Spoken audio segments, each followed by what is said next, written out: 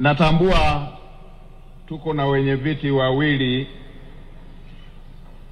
wa Chama cha Mapinduzi, mwenyekiti mwenyeji wa mkoa wa Mwanza na mwenyekiti wa CCM mkoa wa Kagera.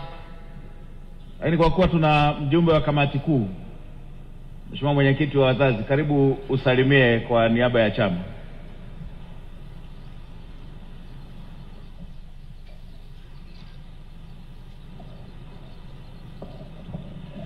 Mheshimiwa Waziri Mkuu, itifaki yote imezingatiwa.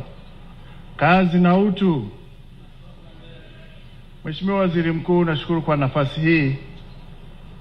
Nami kwa niaba ya Chama cha Mapinduzi niweze kusema jambo. Kuna msemo wa Kiafrika unasema ukikuta pahali pana mizoga alafu ukakuta nzi hawatoi sauti, basi ujue kwamba nzi hao bado ni wadogo. Na mimi kwa kuwa nimepewa nafasi ghafla, naweza nisikose jambo la kusema kwa sababu nitaonekana ni mdogo kisiasa. Mheshimiwa Waziri Mkuu, mimi kwa niaba ya Chama cha Mapinduzi niwapongeze sana serikali, na hiki ndicho tunachokitaka na kukisimamia kama Chama cha Mapinduzi. Kazi hii iliyofanyika hapa ni kazi kubwa sana na inaendelea kufanyika.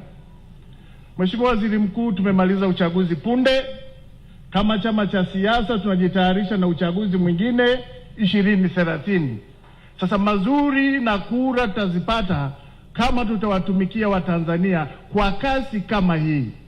Nikupongeze Waziri Mkuu, kama walivyotangulia kusema wengine, umeonyesha kasi, umeonyesha uwezo, na kwamba inapofikia 2030 Chama cha Mapinduzi hatutakuwa na shaka lolote la kuendelea kuiongoza nchi yetu ya Tanzania kupitia uchaguzi, kwani tutapigiwa kura, tutakuwa tumewagusa Watanzania kwa maendeleo wanayohitaji.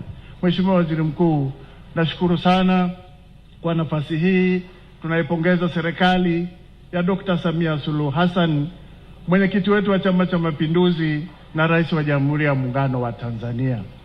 Sisi tunaofanya kazi naye karibu tunajua utayari wake, uimara wake wa kuwatumikia Watanzania kwa nafasi hii alionayo, na hasa kupitia ilani ya uchaguzi ya Chama cha Mapinduzi 2025-2030.